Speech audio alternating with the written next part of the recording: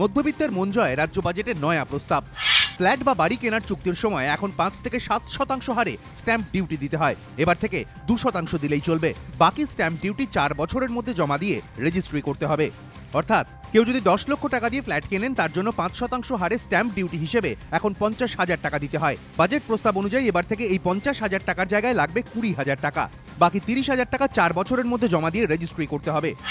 Registration fee এর ওপরও বাজেটে ছাড়ের প্রস্তাব দিয়েছে মমতা বন্দ্যোপাধ্যায় সরকার। বাজেটে বলা হয়েছে, ফ্ল্যাট বা অ্যাপার্টমেন্ট সম্পূর্ণ হওয়ার 1 বছরের মধ্যে রেজিস্ট্রি করালে রেজিস্ট্রেশন ফি এর ওপর 20% ছাড় মিলবে।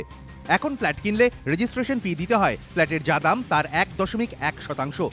অর্থাৎ 10 লক্ষ টাকার একটি ফ্ল্যাট কিনলে এখন রেজিস্ট্রেশন ফি বাবদ ক্রেতাকে দিতে হয় 11,000 টাকা। বাজেট প্রস্তাব অনুযায়ী এই 11,000-এর ওপর 20% ছাড় মিলবে। 11,000 টাকার 20% মানে 2,200 টাকা। অর্থাৎ রেজিস্ট্রেশন ফি এর ওপর 2,200 টাকা ছাড় মিলবে। সেক্ষেত্রে 10 লক্ষ টাকার ফ্ল্যাট কিনতে 11,000 টাকার বদলে দিতে হবে 8,800 টাকা। রেজিস্ট্রেশন ফি কমানোর কথাও ঘোষণা করা হয়েছে এদিনের বাজেটে। বর্তমানে যে রেজিস্ট্রেশন ফি চালু আছে স্যার, তার সরলীকরণের জন্য সামগ্রিকভাবে 9% কমানোর প্রস্তাব রাখছে। এর ফলে সব ধরনের জমি বাড়ির ক্রেতারাই উপকৃত হবে। এখন ফ্ল্যাটের রেজিস্ট্রেশন ফি 1.1%। 1.1-এর 9% মানে 0.099%। এই পরিমাণ কমানো হলে রেজিস্ট্রেশন ফি 1.1% থেকে কমে হবে 1.001%, যাকে প্রায় 1%ই বলা চলে।